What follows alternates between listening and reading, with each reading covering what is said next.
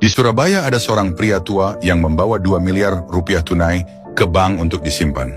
Direktur bank langsung mengundangnya ke ruang VIP, lalu penasaran bertanya, "Bapak bekerja apa sampai bisa mendapatkan uang sebanyak ini?" Pria tua itu menjawab, "Seumur hidup saya tidak pernah bekerja benar, saya hanya bertaruh dengan orang lain dan saya tidak pernah kalah." Direktur bank mencibir, jelas-jelas tidak percaya. Pria tua itu berkata, "Tidak percaya ya? Begini saja.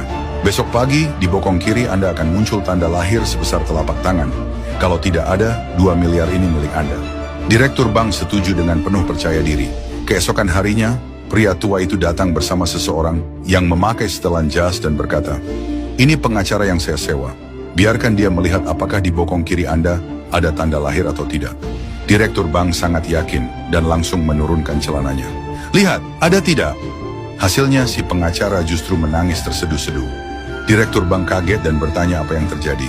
Pengacara itu berkata, "Saya bertaruh dengan pria tua ini sebesar 5 miliar rupiah. Dia bilang Anda akan dengan sukarela menurunkan celana agar kami bisa melihat bokong Anda."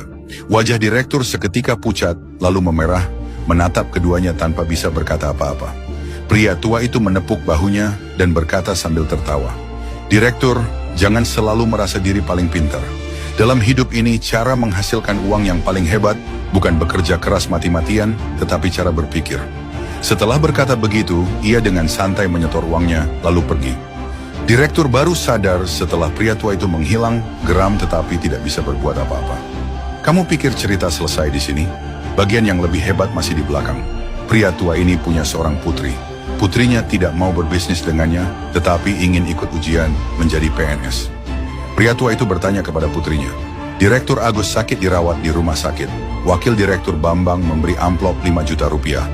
Direktur Chandra memberi 3 juta rupiah. Sementara staf Dedi nekat memberi amplop 20 juta rupiah ditambah sekotak sarang burung walet premium. 4 tahun berlalu, semua orang naik jabatan. Hanya Dedi yang tetap tidak naik pangkat. Kenapa?" Putrinya bingung. Jelas Dedi memberi lebih banyak. Mengapa dia tidak dipromosikan? Ayahnya menjawab, "Kamu tidak cocok jadi PNS. Ikut ayah berbisnis, kamu masih bisa belajar sesuatu. Kalau kamu mau tahu alasannya, ayah akan ceritakan satu kisah." Di Jawa Tengah, putri seorang kontraktor menikah. Kontraktor itu mengumumkan bahwa semua pekerja wajib hadir di pesta pernikahan. Para pekerja tahu kontraktor itu ingin mendapatkan uang amplop, tetapi mau tidak mau mereka tetap setuju. Pada hari pernikahan, meski ada lebih dari 50 pekerja, hanya 20 orang yang datang. Mereka meski sayang uang, tetap memberi amplop 500 ribu rupiah per orang. Pesta pernikahan sangat mewah.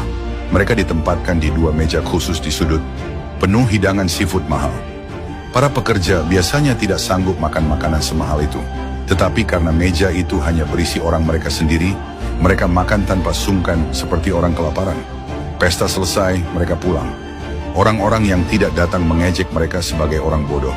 Akhir bulan, saat pembayaran gaji, setiap pekerja yang hadir di pesta mendapatkan amplop tambahan 1 juta rupiah. Kontraktor itu berkata, "Saya tahu kalian bekerja keras. Kebetulan anak saya menikah, saya ingin kalian makan enak, bersantai sedikit." Mereka yang tidak datang hanya bisa menundukkan kepala. Beberapa hari kemudian, putrinya bertanya mengapa ayahnya melakukan itu. Kontraktor menjawab, "Justru dengan cara itu, ayah bisa melihat siapa yang benar-benar berdiri di pihak ayah. Dan mereka yang tidak mendukung pun tetap akan memuji cara ayah memperlakukan orang, meninggalkan nama baik untuk ayah." Putrinya akhirnya mengerti. Di dunia ini, hal yang paling hebat bukan uang, bukan kekuasaan, melainkan cara berpikir. Pola pikir orang kuat melahirkan orang kuat. Pola pikir orang lemah melahirkan orang lemah. Orang kuat membesarkan anak agar paham sifat manusia dan strategi sejak kecil. Orang lemah membesarkan anak dengan menjejalkan mereka berbagai kursus dan pelajaran teknis. Anakmu pandai menyanyi atau menari setinggi apapun, pada akhirnya tetap hanya menghibur orang kuat.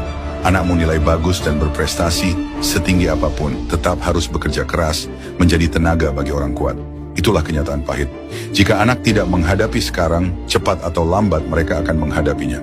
Karena itu, jangan hanya mengajari anak harus patuh dan rajin. Kalau saya bisa mengulang masa SD bersama anak saya, piano, tari, lukis, semuanya tidak akan saya daftarkan. Untuk anak-anak dari keluarga biasa seperti kita, yang terpenting adalah membangun kemampuan berhubungan dengan orang lain. Dengan itu, masa depan mereka tidak akan buruk. Jika Anda ingin anak memahami aturan kehidupan dan memiliki pola pikir strategis, biarkan anak membaca hukum Murphy sebelum usia 15 tahun.